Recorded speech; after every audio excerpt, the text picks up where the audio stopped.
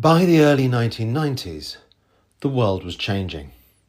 The neon-soaked high-volume excess of the 1980s had finally lost its shine.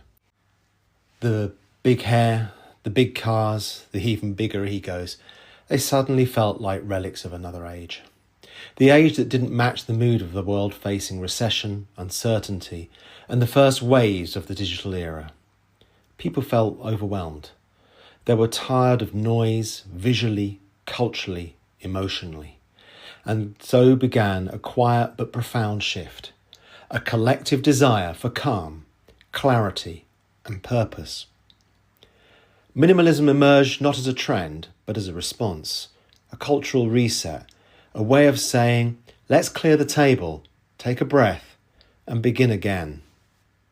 This longing for simplicity spread through culture in the 1990s and early 2000s. Music turned inward. Grunge tore down the polished excess of their 1980s glam and replaced it with raw honesty. Electronic artists like Aphex Twin and Braun explored repetition, stillness and space, creating soundscapes where every note mattered. Films slowed down too. Directors like Jim Jarmusch, Kar-wai and Sofia Coppola used silence and negative space to tell stories. Their shots lingered, their pacing breathed. Their films felt almost meditative. And in the art world, figures like Donald Judd, Agnes Martin and James Turrell returned to purity of form, to geometry, to subtle pattern, to light itself.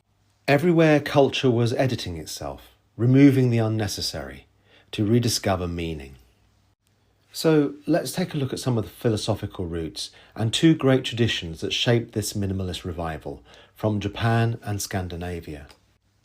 Japanese minimalism drew deeply from Zen Buddhism, from the idea of ma, that empty space is not a void, but a vital part of composition.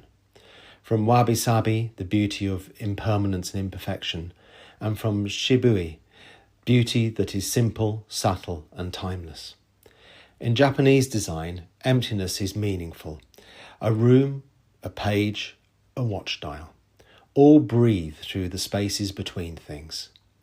This thinking influenced everything from Tado Ando's calming architecture to the quiet utility of Muji, and ultimately to the way designers approached the wristwatch. Dials became cleaner, layouts more disciplined. Time itself was given space, room to exist without competition. At the same time, Scandinavian design offered a different kind of purity. Born from functionalism and the Nordic respect for natural materials, it emphasized honesty and practicality. Form followed need. Materials spoke for themselves. Objects were simple, not because they lacked ideas, but because every element had been carefully considered. This lineage, from Bauhaus through Arne Jacobsen and Alvar Aalto, brought calm, rationality and human warmth into design. Together, Japanese serenity and Scandinavian functionalism fused into a global aesthetic. Minimalism as a way of life. You can see this new mindset clearly in the watches of the era. Braun, carrying forward the legacy of Dieter Rams, offered watches that looked almost like distilled concepts. Clean dials, calm proportions, typography that refused to shout. Watches that were quietly certain of themselves. Nomos, with the Tangente, became the modern icon. Sharp, precise, geometrically balanced. A pure expression of Bauhaus seen through the clarity of the new millennium. Minimalist, yes, but also full of character. And uniform wears brought a more architectural flavour. Monochrome palettes, crisp silhouettes, watches that belonged beside contemporary furniture and industrial design. This was minimalism, not as emptiness, but as intention. But of course, minimalism didn't disappear when the 2000s ended. It evolved. Brands like Sternglas bring clean, accessible, Bauhaus-inspired design to everyday budgets. Nomos continues to refine and perfect its minimalist language with mechanical integrity. And finally, Ming pushes minimalism into the future, using floating numerals, sculptural cases, and deep negative space to create complexity through simplicity. They show that minimalism isn't about removing personality, it's about expressing it with restraint. The minimalism of the 1920s and 2000s was never just the absence of detail, it was the rediscovery of intention.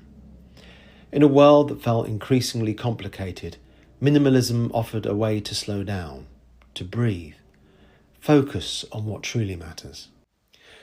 And watches, the objects that accompany us through our days, became perfect canvases for that philosophy. They reminded us that time itself is simple, steady, essential. Everything else is optional. Minimalism brought design back to calm, and in doing so, it changed how we see the world. So, what are your favourite minimalist watches? Drop me a comment and let me know. I love to hear what others are wearing on their wrists. And if you enjoyed this video, don't forget to like and subscribe, please, and join me for the next episode, where we take the story up to the present day.